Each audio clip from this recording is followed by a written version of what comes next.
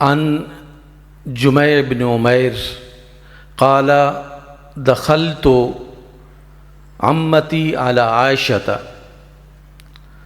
فسألت أي الناس أحب إلى رسول الله صلى الله عليه وآله وسلم قالت فاطمة فقيل من الرجال قالت زوجها۔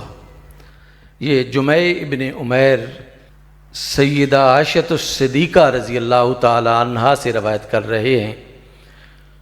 انہوں نے سوال کیا کہ رسول اللہ صلی اللہ علیہ وآلہ وسلم کے نزدیک محبوب ترین ای الناس، انسانوں میں سب سے محبوب ترین ہستی کون تھی؟ تو سیدہ عائشہ صدیقہ رضی اللہ تعالی عنہا نے جواب دیا فاطمہ۔ پھر پوچھا کہ مردوں میں رسول اللہ صلی اللہ علیہ وآلہ وسلم کی محبوب ترین ہستی کون تھی؟ آپ نے فرمایا زوجہا۔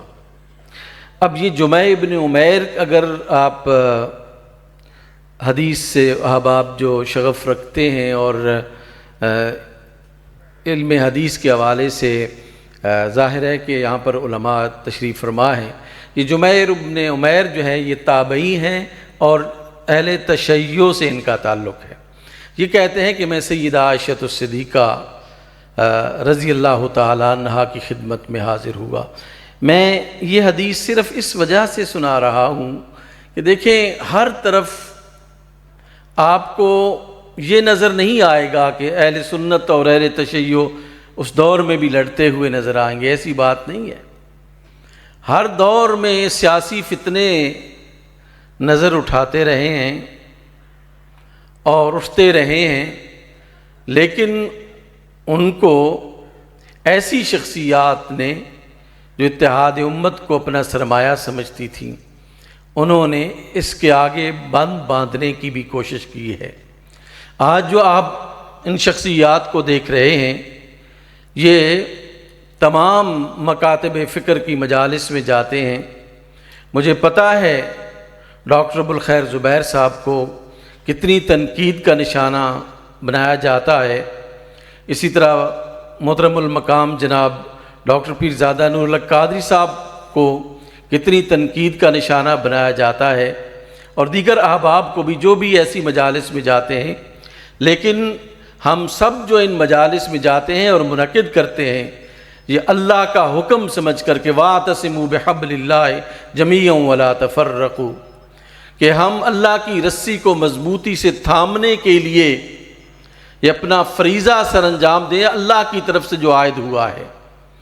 اور میں یہ سمجھتا ہوں کہ میرا اس کانفرنس کو منعقد کرنے کا مقصد بھی یہی ہے کہ اہل سنت و جماعت جہاں صحابہ کرام کی محبت اپنے دلوں میں رکھتے ہیں، اہل بیت اطہار کی بھی محبت ان کی محبت کے تقاضوں کے مطابق جو ہے وہ رکھیں، تاکہ ہمارے آنے والی نسلیں جو ہیں وہ ایک پکے اور سچے اور سیدھے اور درست مسلمان جو ہے وہ بن سکیں۔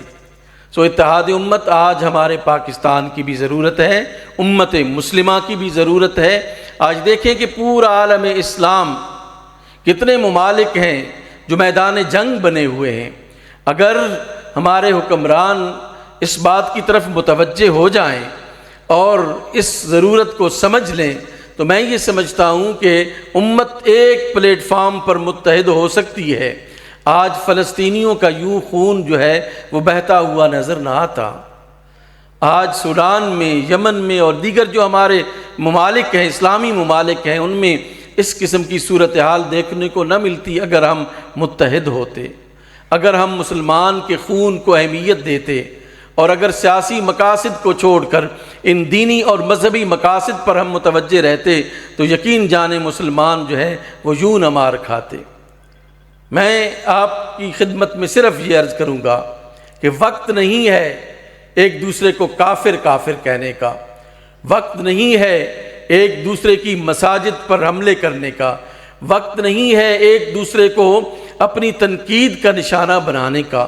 تکفیریت انسانیت اور بطور خاص اسلام کے خلاف ایک بہت بڑا ظلم ہے، اور ظالم ہے وہ لوگ جو تکفیریت کو پروموٹ کرتے ہیں، ظالم ہیں وہ لوگ جو اس کو فائنانس کرتے ہیں، وہ نہ صرف اسلام کے دشمن ہیں بلکہ انسانیت کے دشمن ہیں۔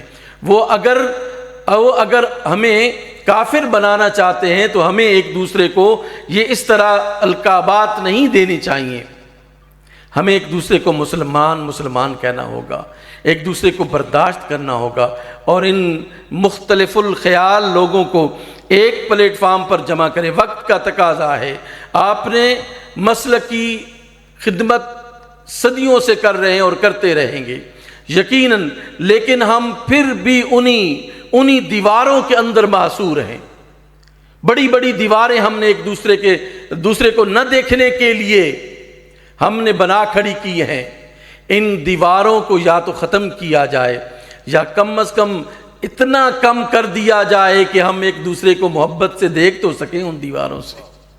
اس وجہ سے ضروری ہے کہ آپ تمام مکاتب فکر کے جو لا الہ الا اللہ محمد رسول اللہ پڑھتا ہے، جو رسالت مآب کی ختم النبوت پر یقین رکھتا ہے، جو تمام معتقدات اسلام کو مانتا ہے، کیا پڑی ہے آپ کو اس کو کافر کہنے کی؟ ہمیں مسلمان کہنا چاہیے۔ ایک دوسرے کے جو اس تقاضے ہمارے بحیثیت انسان ہیں ان کو پورا کرنے کے لیے اللہ سبحانہ و تعالی ہم سب کا آنا اس بارگاہ میں قبول و منظور فرمائے۔